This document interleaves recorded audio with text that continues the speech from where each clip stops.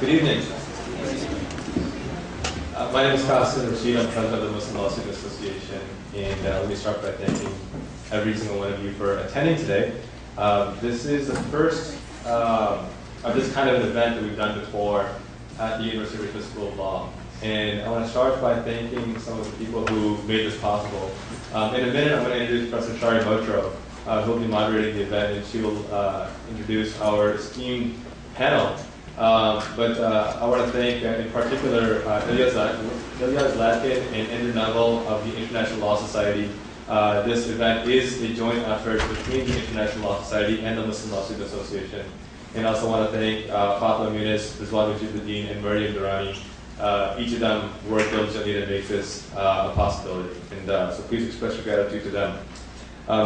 Before handing it over to Professor Motro, I want to read a quote that's very relevant to what we're going to be discussing today. And I'll tell you afterwards who said it and when it was said. The quote is that it is said that if partition is not accepted, there will be no room left for solution. On the contrary, if partition is accepted, that fatal step will have been taken.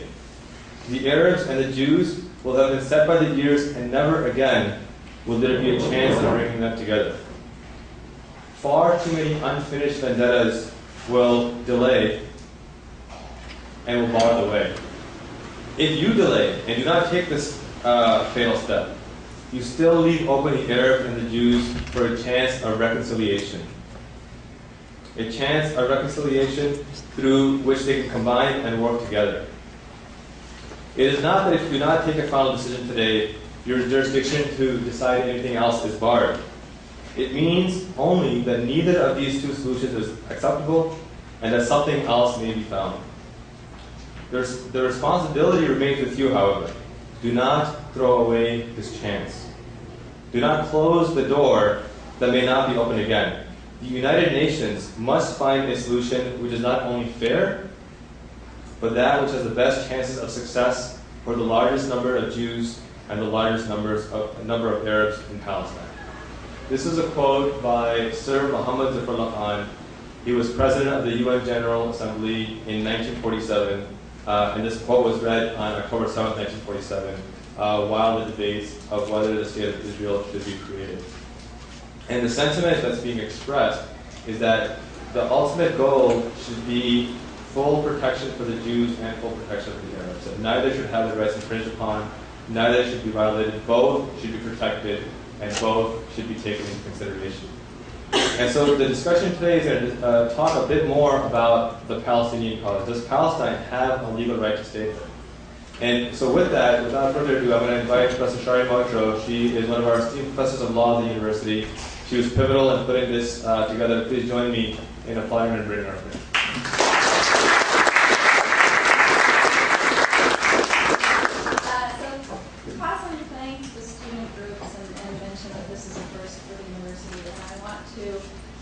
Reiterate that and tell you all how excited I am that this is happening finally. This is my 7th year here, and this is the second event on Israel-Palestine in the semester. We had a storyteller here in September, and in January, mark your calendars, January 31st, we're going to have With the Screen Boudreaux, which is a film about a Palestinian village. And it's nonviolent resistance against the occupation. So, welcome everybody, and I'm looking forward to the discussion afterwards. We're going to have each of the speakers make some remarks, and then we'll have a discussion. And I just want to mention in advance that in a lot of discussions like this, the moderator sets a rule that we will take only questions and no comments, because there's a fear that people will monopolize the floor, and that is certainly a legitimate fear. But what I think is really a shame in those circumstances is that we inhibit a kind of rich conversation that could take place. We have a lot of wonderful people in the audience here, students who are in the beginning or in the middle of their journey thinking about these issues, faculty members, members of the community who have been organizing and involved in these discussions. So we'll call it a Q&C, not a Q&A, questions and comments. Be prepared to jump in at the end.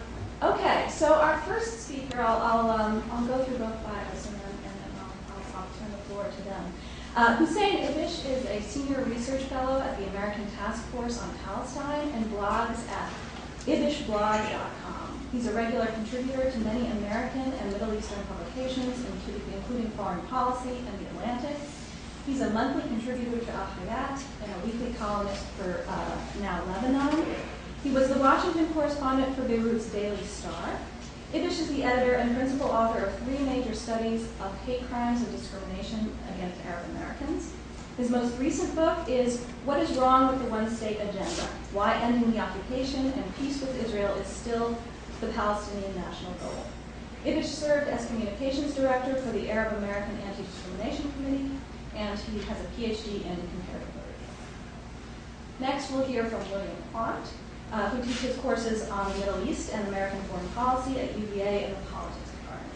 Previously, he was a senior fellow in the Foreign Policy Studies program at the Berkman Institute, where he conducted research on the Middle East, American policy toward the Arab-Israeli conflict, and energy policy. Dr. Quant has served on the National Security Council. He was actively involved in negotiations that led to the Camp David Accords and the Egyptian-Israeli peace treaty. His books include Peace Process, American Diplomacy and the Arab-Israeli Conflict since 1967, Camp David, Peace and Politics, and Decades of Decisions, American Foreign Policy Toward the Arab-Israeli Conflict. Dr. Quant has a PhD in political science. So we'll start with Hussein Ibish. Thanks very much.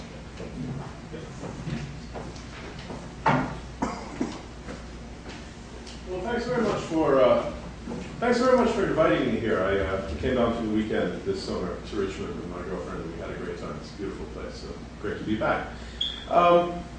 Before I talk about the legal and political basis for Palestinian statehood, I'd like to make a more general observation, which is that political realities are shaped by forces that produce outcomes. This sounds dreadfully elementary, but I find that in much, if not most, of the conversation about the Israeli-Palestinian conflict, people simply forget that.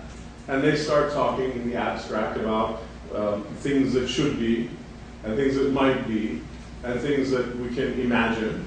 And it's all very interesting, but it's not political thinking. Its relationship to political realities is akin to the relationship between science fiction and actual science. It's really interesting, and it contains a lot of the same stuff, but it's fanciful. And I'd like to suggest that, in my opinion, and as far as I can tell in any rational analysis of the situation, the forces that produce outcomes, by which I mean economic forces, military forces, social forces, and political forces, at present can only produce 2 outcomes under these circumstances between Israel and the Palestinians.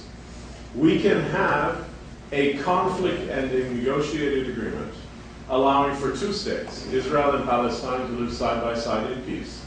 And that would end the conflict, and it could be produced by the array of forces that produce outcomes. Or we could have a continuation of the occupation, a continuation of the conflict, and a deterioration of it in the direction in which it has been going in the past 12 or 13 years. That is, moving away from an ethnic conflict between 2 national groups over land and power towards one that is more religio-apocalyptic and defined by religious extremism on both sides, and that is much harder to solve because it becomes increasingly about the will of God and holy places.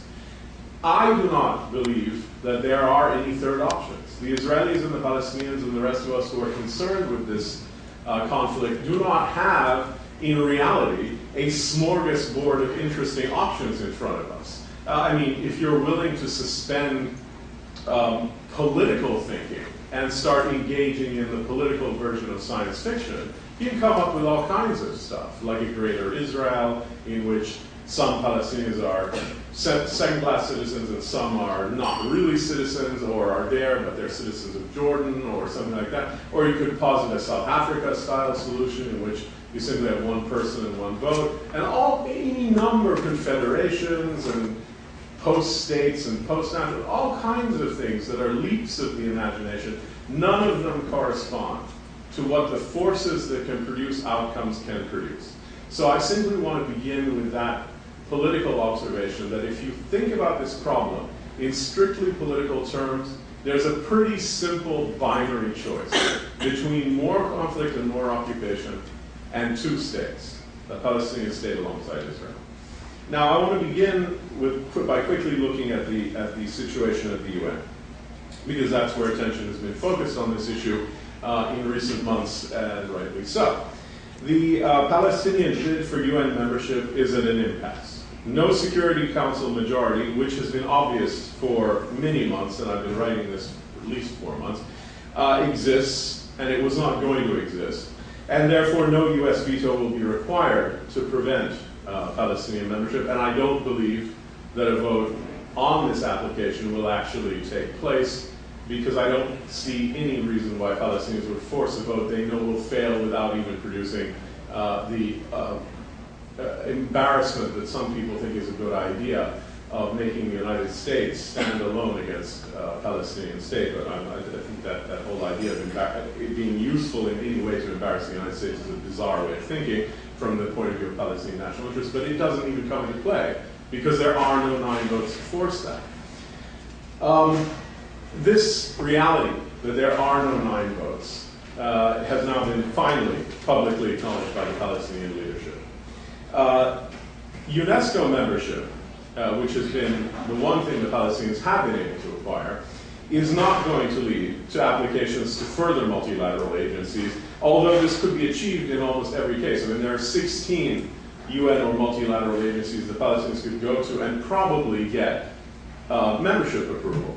But it's not going to happen because the US would regard it as being forced by our own anachronistic law dating back to 1990 about defunding any agency that provides additional recognition to the PLO or legal successor to the PLO as being put in an impossible situation, especially with regard to, I mean, UNESCO is one thing. It's embarrassing for the United States to defund UNESCO, and the administration is looking for a way out, but there's an election year and you have a Republican Congress, and everything's about trying to get rid of Obama or Obama trying to stay, and so, you know, it's just, they're not going to get anywhere with that, probably. But if this moved to, say, the World Health Organization, that would be more serious. But there are very serious issues if this was applied to, say, the IAEA, the International Atomic Energy Agency, or worst of all, the World Intellectual Property Organization. I mean, these are multilateral agencies that are crucial to American diplomacy, and for the U.S. to feel that it has been forced by Palestinian applications for membership to potentially defund groups like the IAEA or the World Intellectual Property Organization would result in an enormous backlash. And I don't think the United States would allow the PLO to put it in such a degree of international isolation and impotence and lack of influence over agencies that it has defunded, and that it would retaliate very harshly. And this has been made clear to the Palestinians, and I think they've gotten the message. So it's the UNESCO, and for now, that's it. So the UN strategy, for now, has run its course. And it's not dead for the foreseeable future, but in the immediate term, I don't think anything else in the UN is going to happen. There are some possibilities, I'll come to in a second, but the bottom line is the Palestinians have made their point about the moral and legal case for their statehood. They've shown they do have options, however risky they might be, beyond the US brokered peace process, and they've strengthened their diplomatic hand by joining UNESCO. But for now, that is that, and we're in effect then back to square one vis-a-vis statehood. Now, the centerpiece of the Palestinian claim for statehood legally and politically is that in 1947, the UN adopted a partition plan to create 2 states, Israel and Palestine. One state, Israel, has been created and has existed in every sense since, at the very latest, since its full UN membership was granted in 1949. The other state, Palestine, remains to be created, and its non-existence is legally, morally, and politically unacceptable. The ongoing occupation is uniquely destabilizing in both regional and international relations, and peace in the region and indeed the whole world requires the fulfillment of that promise, which is now more than 60 years old. From the point of view of the American national interest, moreover, there is now a consensus in the U.S. foreign policy and military establishment that the creation of a Palestinian state is essential and not optional for U.S. interests. This isn't unanimous, but it is a consensus. And that's a huge change if you were to go back, say, 25 years or so, where the consensus was rather the opposite. Legally, Palestine has a strong case that it meets all four criteria of the Montevideo Convention of 1932, which is the generally accepted definition of what qualifies as a state under international law.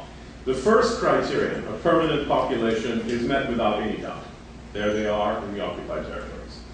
The second criterion, a defined territory, is also met, I would argue. The Israelis argue against this, but I think they do.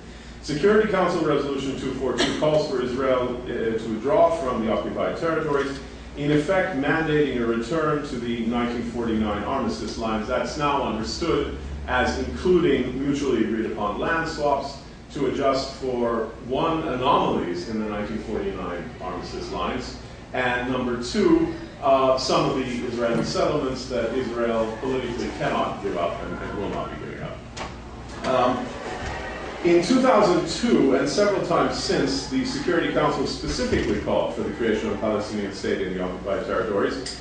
But this hasn't happened, mainly because of unrelenting Israeli settlement expansion. So the frontiers are contested and are an accepted core final status issue for negotiations. But other states, other than the potential Palestinian state, also have contested borders.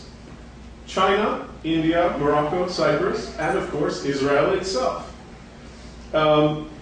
If Palestine has to be considered a non-state because it has contested borders or its borders are not clearly defined, then Israel too should be considered such. And obviously no one is suggesting that.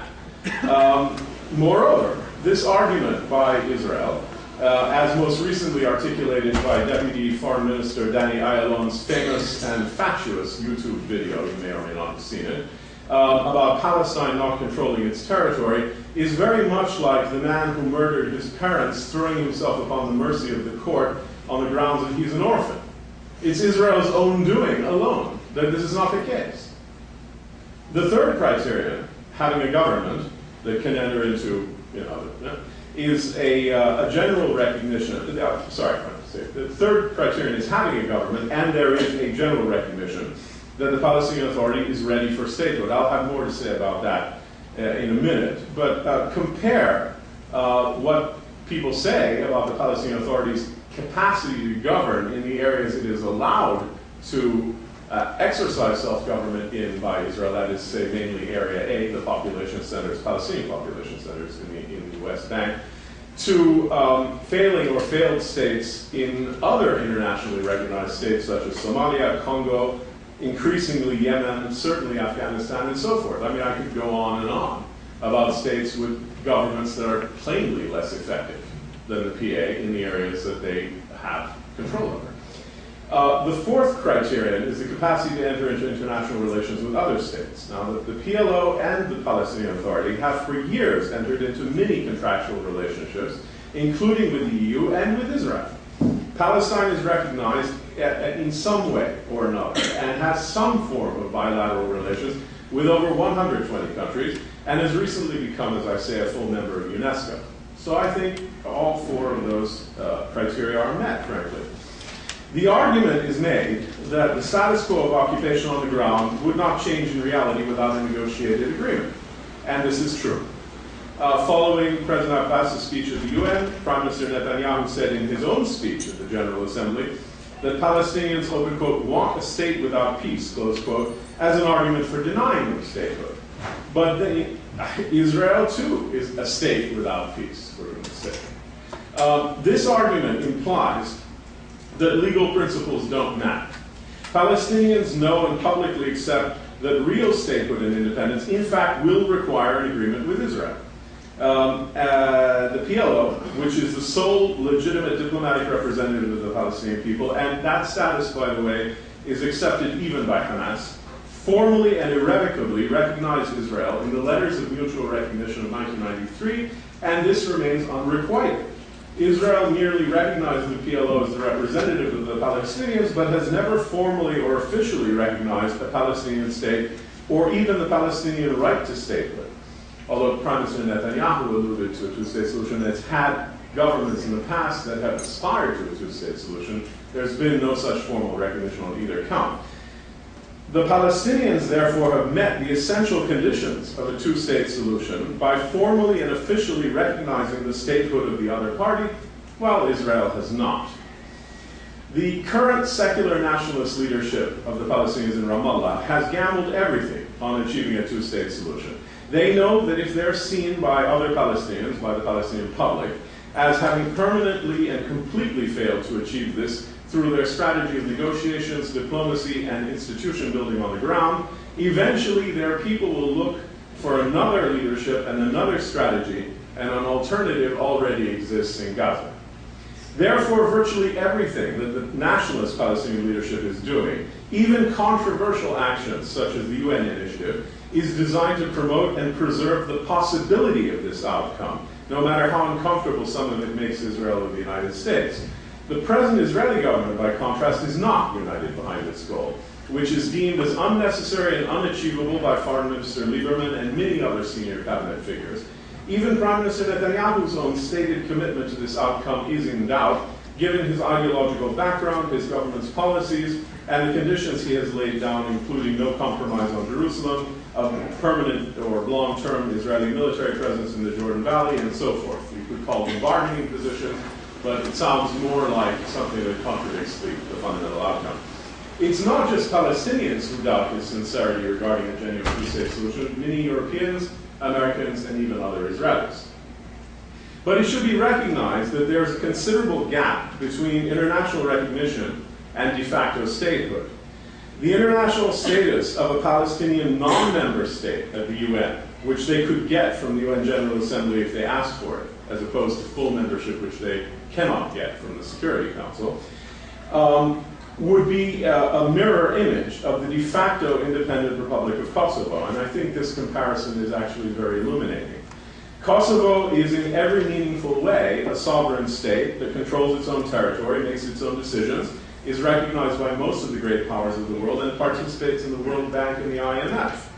However, due to Russian and to some extent Chinese objections, it's not a member state of the United Nations and will not become one in the foreseeable future. By the way, that's why Bosnia will not vote in favor of the Palestinian UN application, because it's a tripartite arrangement of Croats and Muslims who are in favor of the Palestinian application, and Serbs who, following Belgrade's lead, are concerned about a Kosovar application for the same thing, and therefore opposing categorically. They need a consensus, not a 2-to-1 majority. They will not vote for it.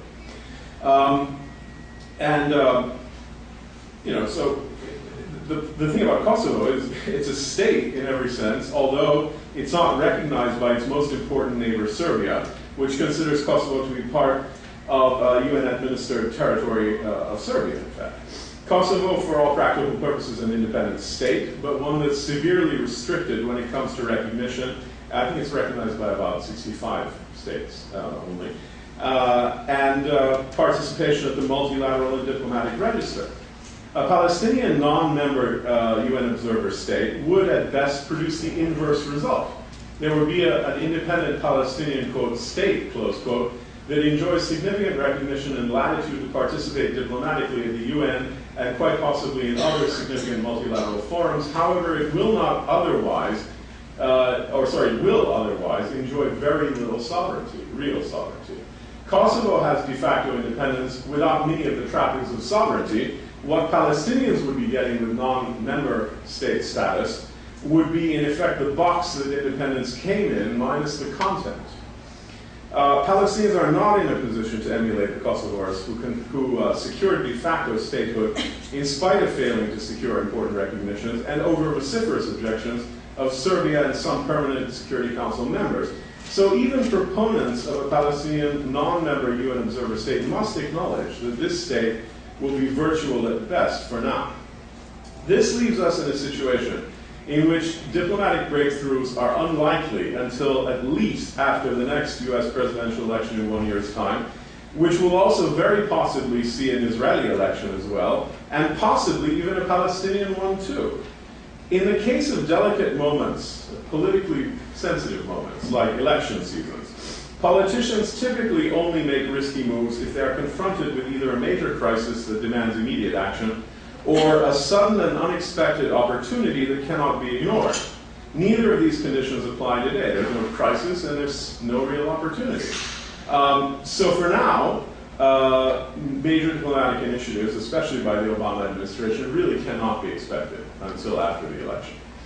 But we cannot afford to sit back and do nothing in the meanwhile. The best option for all parties, in my view, is to build on the underappreciated successes of the state and institution building program being led by Prime Minister Salam Fayyad.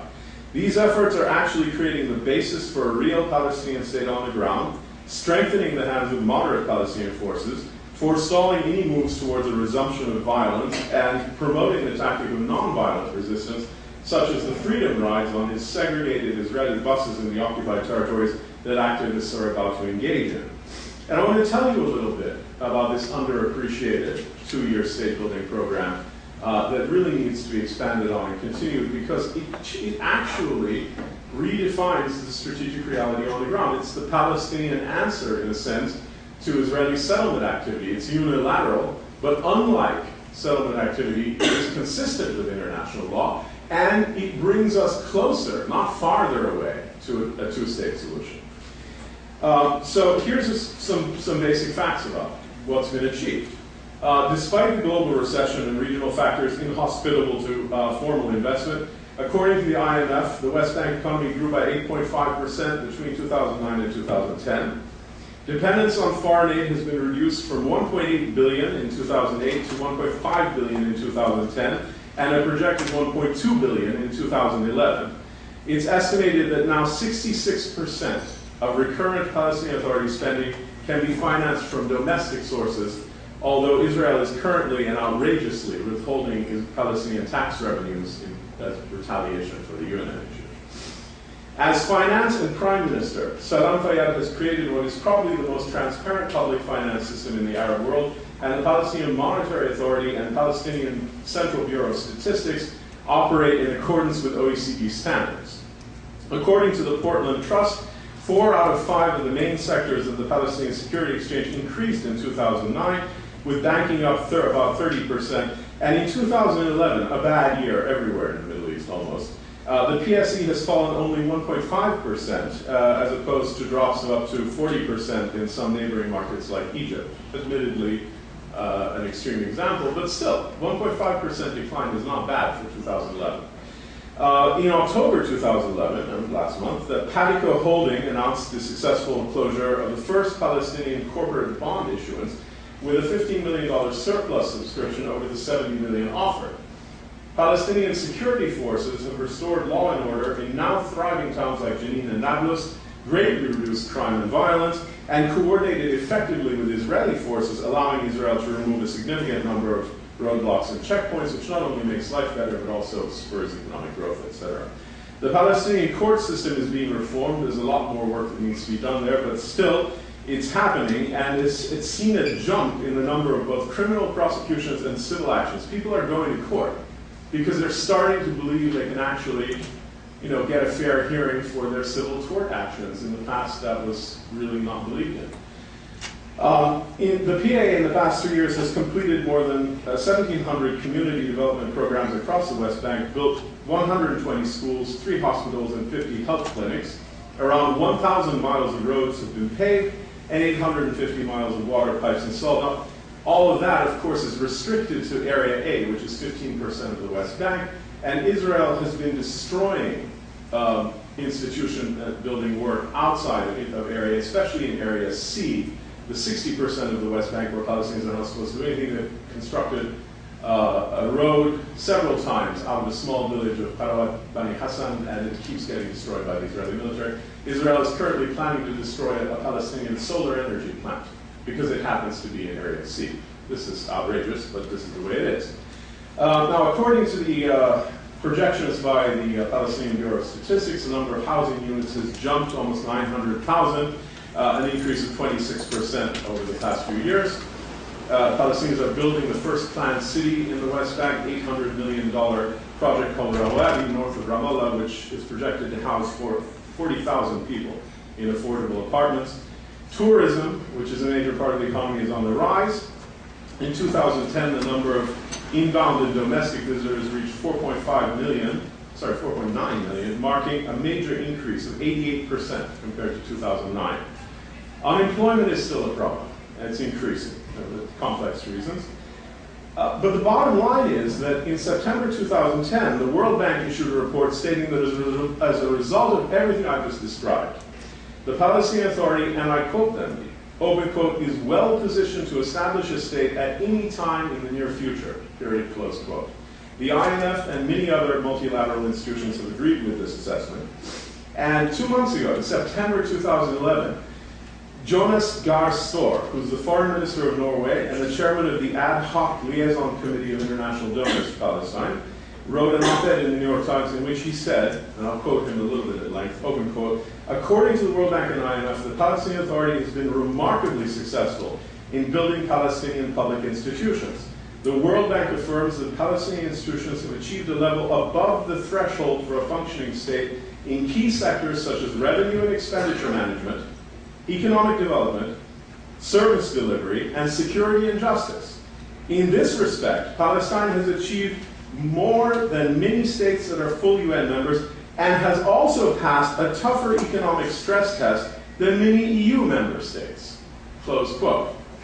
Therefore, money, energy, and political commitment should, in the coming year, I would say, be focused on strengthening and promoting this program with as much financial, technical, and political support as possible. It's not dramatic, it's not sexy, it's not decisive, but as opposed to all other agendas, it will in fact bring the Palestinians and the world closer to a two-state solution and produce positive changes on the ground. It alone, I think, can preserve and protect the prospects of a two-state solution while diplomacy is stalled pending these upcoming elections. Needless to say, there should simultaneously be every effort to limit Israeli settlement activity and stop all of this bizarre, self-defeating, and demagogic talk about defunding the PA. Nothing could be more disastrous or powerful in creating the very conditions by which a two-state solution becomes unachievable and sentencing all parties of the region and the world to a future of open-ended conflict. Right. Thanks very much.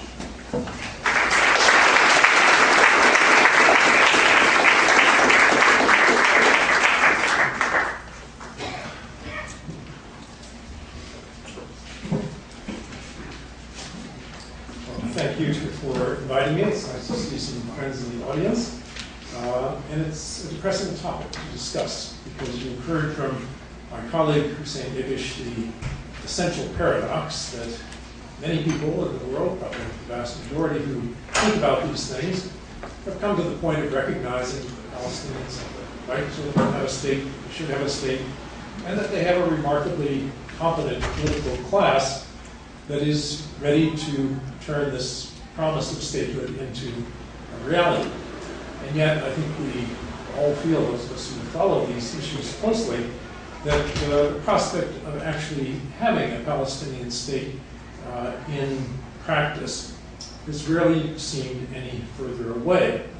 At least in the past, when we talked about these things, you could usually point to some kind of ongoing diplomacy which ostensibly was aimed at bringing about this result. And we are frankly at one of those points where there is no peace process, there is no ongoing diplomacy, or what little there is pretty farcical.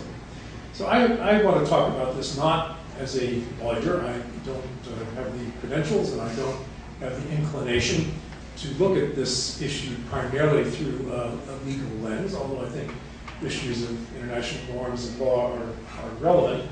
I just don't think it's the decisive way to understand where we are today. Instead, I will talk as a political scientist, student of diplomacy, and particularly someone who has followed American policy on the Arab-Israeli issue for quite a long time.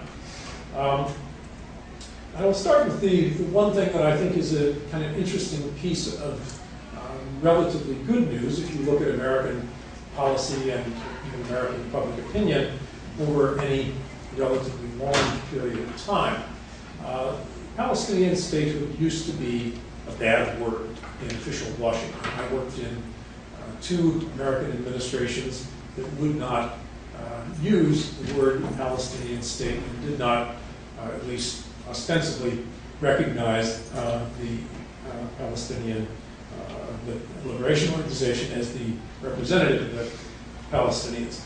Today we've come to the point where it is pretty widespread in international society for people to say, yes, the Palestinians have the right to a state. So the normative shift has changed. And this is not insignificant. If you think of other peoples in the world who think they should have states, like the Sahrawis or a state in the Western Sahara, very few people in the world recognize that they have that right, including most Arab states don't actually recognize that they have such a right. The Kurds want a state of their own and have made that very clear, and they have a sort of semi-autonomous state in the northern part of Iraq, but their fundamental right to a state isn't widespread and recognized. And one could go on with other peoples whose right are much less well affirmed than the Palestinian right. The United States was slow to come to this point after the initial failure of the partition plan to be the acceptable basis for a 2-state solution in Palestine. The United States essentially placed its bets on Jordan as the main Arab party who would be a stand-in for the Palestinians. And it was pretty widely known in official Washington circles during the 1950s and 60s that the hope was that the refugee issue would essentially go away. Palestinians would be absorbed largely into the states that they found themselves in, and in due course, the remnant of Palestine that was under Jordanian control would just simply become an integral part of the Hashemite kingdom, and the refugees there had nominal citizenship. And the Palestinian issue as an issue would essentially cease to be on the international agenda. After the 1967 war, the first inclination on the part of the Americans was to stick with this notion that in some future diplomatic settlement, Egypt would negotiate for the return of the Sinai, Syria would negotiate for the return of the Golan, and Jordan would negotiate for the return of the West Bank.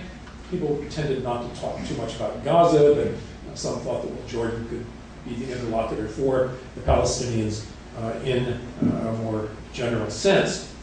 And that view was held really quite strongly up until the late 1980s. And it finally ended, largely because of an act of Palestinian political will. First Intifada, that began in the end of 1987, was an affirmation of Palestinian determination to say we are here and cannot be ignored.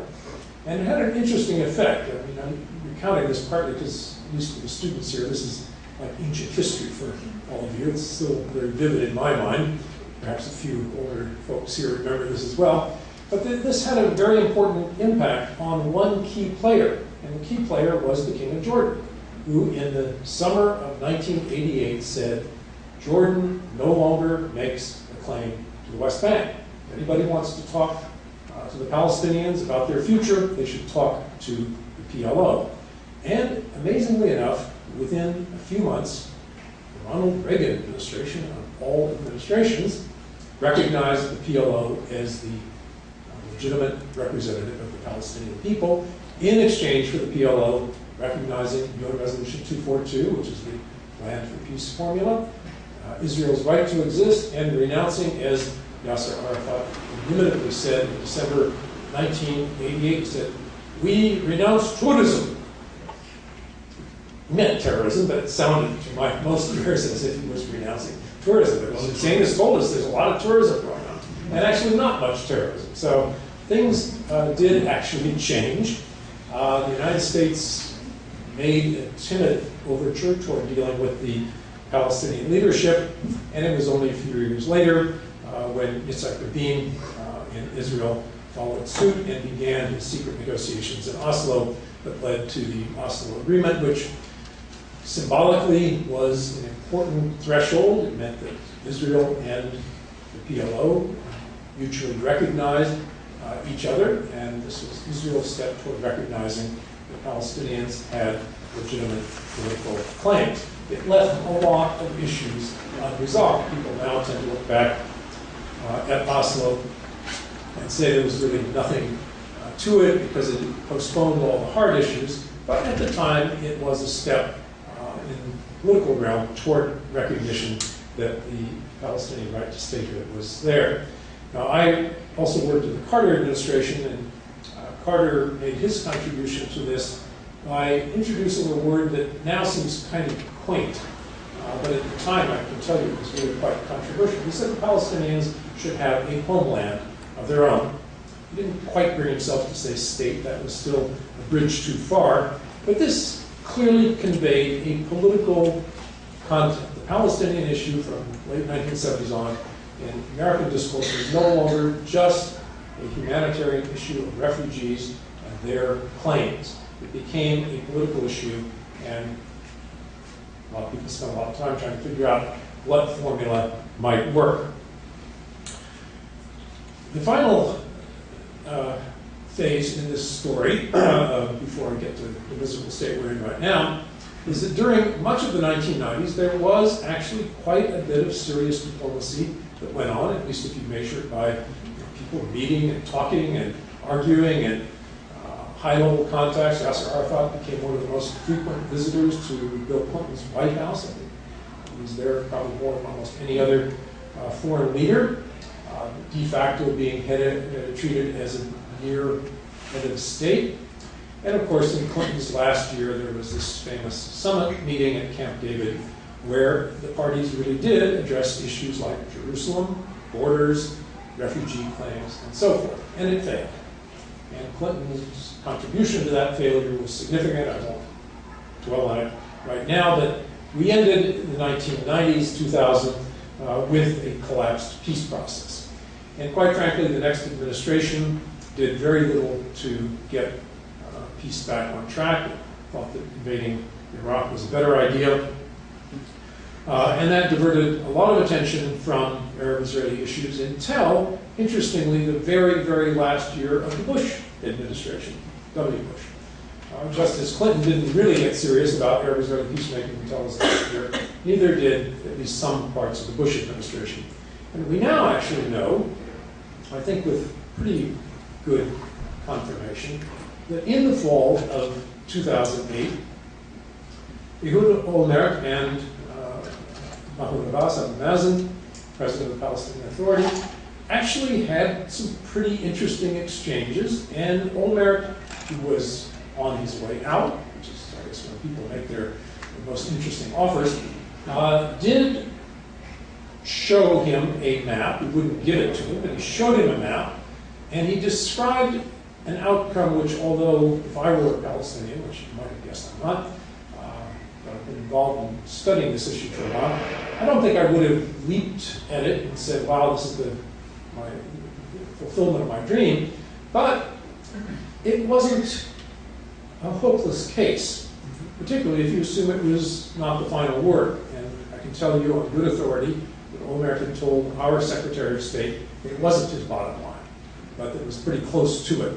He offered the return of about 95% of the West Bank and Gaza with territorial swaps that would be virtually equivalent. In private, he said that a couple of the very problematic settlement blocks that were deep inside the West Bank, he would reluctantly consider removing, but didn't want to say that in public. And on Jerusalem, he actually was willing to consider a multinational and multi-religious committee that would oversee the most sensitive religious places, including the Haram al-Sharif and what the Israelis call the Holy Basin, which for an Israeli government that said there's nothing to be discussed concerning Jerusalem was pretty far-reaching. On Palestinian refugees, he said that an unlimited return of refugees was not in the cards, but up to 5,000 and perhaps some more could be considered, so that at least the principle of recognition of the right of some to return was reached and not immediately rejected. When Condoleezza Rice, the Secretary of State, learned about this, she went to President Bush and said, I think there's a real chance that with American leadership, the gap between the two might be overcome.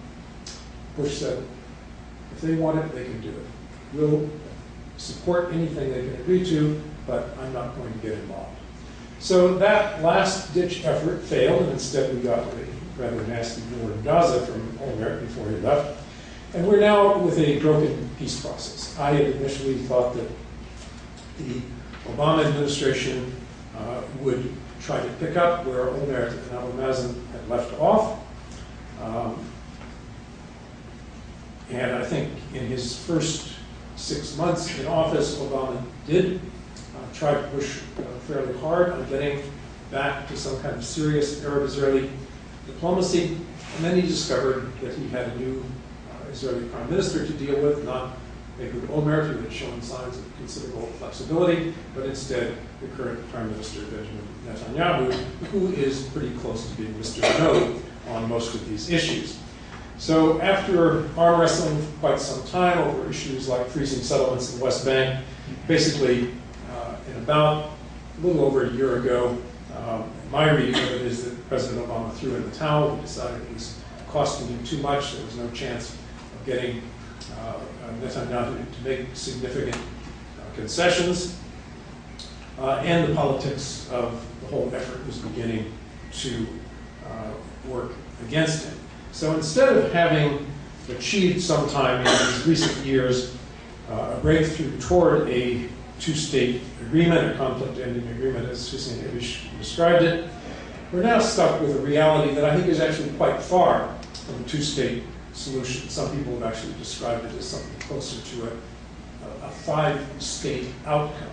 Israel and an enclave in the northern part of the West Bank, and an enclave in the southern part of the West Bank, and Gaza is a separate entity, and the bits and pieces of Area A, and they don't form a coherent Palestinian arena in which Palestinians can begin to exercise a kind of de facto state. It's fragmented, there's virtually no capacity to move back and forth between the two major parts of the West Bank and Gaza, and even if you're in Ramallah and want to go to Jerusalem, it's very difficult to do. So we're in a very difficult situation. I agree that with saying that Palestinians have done a lot to prepare themselves where they are able to govern. They've done quite well, and quite frankly, I would say, whatever you may think of Hamas, Gaza is run in a relatively systematic and decent way on a day in and day out basis. There is an administration, there is a de facto government. I was there this past summer for a week or so, and I was expecting to see tough guys on the streets with machine guns and all the kind of horror stories you imagine when you hear about the militants within Hamas. In fact, it was very orderly. You saw policemen in uniforms. The only person I saw with a gun was outside the street on which the prime minister lived, who was providing security and a proper uniform, and sitting there, looking fairly bored. So, even Gaza has an air of normality and dysfunction. They have a university, well funded. So yes, I think the Palestinians, in where they've been able to, are well equipped for statehood. So why doesn't it happen? Here I will come back to politics. I think the question in my mind is whether on the Israeli side of the equation there is still any commitment to what Prime Minister Netanyahu has said verbally that he accepts a two-state outcome. Is there any real commitment to making it happen? I must say I have not seen any real evidence since his election that that is the case. In Netanyahu's case, that doesn't surprise me. He made most of his political career saying that he didn't believe in a Palestinian state. He comes out of the strand of Zionism, revisionism, that basically laid claim to all of the land of Eretz Israel. And so at least in ideological terms, he is acting true to his inheritance. The puzzle, in some ways, for me, is not so much Netanyahu doing what he has long said he would do, to try to resist pressures to make significant concessions on any of these issues. The puzzle to me is Obama and, more broadly, the American political establishment. I think the only thing I really disagreed with in what I heard Hussein say is he said that Americans have come to the recognition that a Palestinian state is essential. If that were true, I would think we would be doing something about it. There are moments when you get a glimpse that some people think there is a strategic value in seeing this conflict resolved. There was a brief moment about a year ago when Petraeus, esteemed general, said that one of the greatest contributions to the American efforts in Iraq and Afghanistan would be an Israeli-Palestinian peace. Seems like a little bit of a stretch, but he's there on the ground looking at how people in the Arab and Muslim world viewed the United States, and he thought it would make a difference. And if that were true, and if we believed that it was strategically important for the United States to broker an Arab-Israeli peace agreement, I think we would do it, or we would have done it by now. Instead, I wrote something about this about a year ago, President Obama has ended up internalizing two quite different images, and he talks about them. On one hand, he did repeat the point made by Petraeus that this is in our strategic national interest, that we would be better off if we had an Arab-Israeli peace agreement, particularly the Israeli-Palestinian part of it. And then he went on to reiterate my least favorite phrase from peacemakers in the Middle East. He said, but we can't want peace more than they do. And whenever somebody says this, it's like the surrender document. It means they've given up. We are in this only because we're good guys and we want to help them do what they know is right. And if they want to do it, that's up to them. We'll provide the White House lawn for the signing ceremony. The two statements don't fit together. If it's in our national security interest to see peace between Israel and the Palestinians, then you have to engage seriously. You have to put American ideas out there. And yes, you have to provide both incentives. This is what's in it for you if you go along with the project, and here's the price you pay if you don't. Is that coercive? Is it a little bit manipulative? Yes. That's what diplomacy is about in most parts of the world. On this particular issue, an American president enters this arena knowing that the moment he starts talking the way I've just spoken, he's going to get clobbered. He's going to get clobbered because we have talked ourselves into a frame of mind where unless we get prior clearance from the Israeli government that is willing to take certain steps, we hold back. We actually have told the Israelis that we will not conduct a diplomacy that ever catches you now by surprise. If we're going to launch an initiative, we will tell you about it first, and we'll try to clear it with you first. And that, of course, means that you engage in a very cautious kind of diplomacy that has one dimension of it is looking over your shoulder at what are people going to say in Congress? What's the Washington Post editorial going to say the next day? And I think it has had a very devastating effect on our political ability to talk sensibly about these issues in terms of what is in the American national interest. Anybody who's had the stomach for watching the Republican debates recently, I subjected myself to an hour of it the other day. Foreign policy is not being discussed in a serious way. It's just the most trivial, demagogic, and quite frankly, scary. What is it? One of our candidates talks about who's Becky, stand, as if it's a joke, that we can't really identify these places on the map, and I bet they can't. And it's the same candidate who talked about the so-called PLO. or so-called Palestinian people. I can't remember which it was. It was a so-called Palestinians. So-called Palestinians, right. Well, you know, so-called Herman Cain. I mean, you know, give me a break. You know, I don't know why he's any more authentic than Palestinians are. Anyway, this is the situation we're in. We have a broken diplomatic process, and it's actually quite a bit worse than it was in the 1990s. It was not great then, but the parties were regularly talking. It was not considered illegitimate from the United States to inject ideas of its own. It's just that we treated it in a very cautious way, and we ran out of time when time was possibly still available. The situation actually on the ground is much worse today than it was then.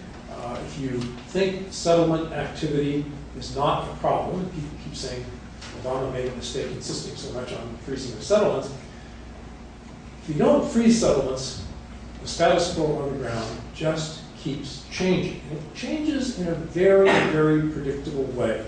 Every single year that passes without a solution, without an agreement, without a negotiated agreement, means that about 10 to 15,000 more Israelis move into the West Bank. Just like clockwork, isn't that just about right? Yeah. You know, it doesn't matter who's prime minister, just year after year after year. So we now have about 500,000 Israelis living in the West Bank. When I first got started in this business, it tells you how old I am, there were about 15,000. And we thought it was a problem then, and we actually called settlements illegal at that point. Now they're no longer termed illegal by the United States. 30 plus years have passed, probably 40 years have passed since those days when the territory was first occupied, 45 years, and that's actually just about it. In 45 years, we have seen it go from about 10,000 settlers right after the first year after the war, and right now up to about 500,000. So that is a real problem, and it was meant to be. The architects of the settlement project wanted the settlements put where they were to make it difficult for any future Israeli prime minister to withdraw from the West Bank and Gaza, because they didn't want to withdraw from the West Bank. Gaza was always viewed a little different way, and we know Sharon finally got out. So what else has contributed to this kind of collapse of the diplomacy? And we, I remain probably a bit more pessimistic about where we are today than Hussein is. I think not only the president, who I believe understood the issues and had a certain determination to tackle the issues at the outset, was pretty much given up, at least for the moment. But he also has been badly served by the team around him. The only times we have done well in Arab-Israeli peace diplomacy is when you had a president with a pretty clear understanding of why this mattered and a very strong team that helped to implement it. Presidents can't do everything. But when you had first President Bush, he had a good Secretary of State, James Baker, who tackled these issues, and it created a kind of synergy, and it worked. Nixon, for all of his weirdness, and I, in my sins, worked for the Nixon administration for Kissinger, Nixon had a certain determination to see this issue resolved. We now have all the documents from the 1973 war have been released, and they're fascinating to read because even though this guy is going through all kind of weirdness with Watergate, and he's paranoid and all the rest, in his moments of lucidity, when he's on the phone with Kissinger, he said, you know, Henry, we've got to get this problem solved, and we've got to put some pressure on both sides, and you understand that, don't you, Henry? And Kissinger is actually pretty articulate in saying, yes, we ignored it for too long. The moment we bring the war to an end, I'm going to get busy working on it. And again, for whatever you think of Henry Kissinger, he put in a lot of time and effort, and it was his diplomacy, backed by this weird president we had, Richard Nixon, that got the first breakthroughs with the Egyptian-Israeli agreement, the Syrian-Israeli agreement, and they have served American national interests very well. And they were sold to the American public on that basis. So Obama, instead of putting together a strong team, put together a weak team. And it got weaker as time went on. George Mitchell was now left, an honorable man who worked below the radar, didn't help too much. Secretary of State, I think, was always skeptical about getting involved in this. She had seen President Bill Clinton tackle it. He had a lot of scar tissue for what he tried. And Clinton himself, President Clinton himself, by the end, thought that it was largely the Palestinians' fault that the whole effort had failed, and so advised the George W. Bush administration. And then, amazingly, the Obama administration brought back Dennis Ross as its primary advisor on Arab-Israeli peace diplomacy. Now, Dennis is somebody I've known a long time. He's a perfectly nice guy. But normally you would think in the great stakes of these high-pressure jobs that you get promoted for succeeding and getting things accomplished. And the more you accomplish, the higher you rise. Dennis, whether it's his fault or not, has presided over or been involved with one failure after another. And at some point you have to say, let's try somebody else. Maybe he's got the wrong approach to it, or at least he's got no particular magic. And he has now, incidentally, just decided to leave his position, and we'll see who takes his place. But the team around him, around Obama, were not, in my view, serving him well. They were all part of this school of thought that said, we can't want it more than they do. Just think about that phrase for a moment. It means that the most skeptical voice on either side of the conflict gets to dominate the discourse. Because there will always be Israelis who are skeptical of peace. There will always be Palestinians who are skeptical of peace. And there will be people who one day wake up thinking it would be nice if we could have peace, and the next day say, no, it's too expensive. You would not be a human being if you just said, wow, I'm just 100% confident that peace will work without any problems, and let's make all the concessions right up front. These are tough issues, and people are divided. And if you wait for the magic moment when the parties themselves are totally committed to peace without any reservation and are willing to be generous in the concessions, you're going to be waiting a long time. And I worked on the Egyptian-Israeli peace. I can tell you, Sadat and Menachem Begin did not fall in love with one another. They did not make peace because they trusted one another. They made peace because they thought it served their national interest, and they had the United States breathing down their back and saying, if you do it, it'll be worth your while. And they did it with a lot of reservations, some fears, and it won't last probably forever, but it's lasted now for 30, some odd, 40 years almost, 30 years. That's what's been missing, in my view. This conflict has needed a third party with clout. Now, there are a lot of third parties who can be helpful. The Norwegians were helpful with Oslo, but they had no real clout. It just happened that that was a moment when parties were ready to make a first step. And it is true, and I think Hussein alluded to this, that there really is only one party that counts for the Israelis, and that's the United States.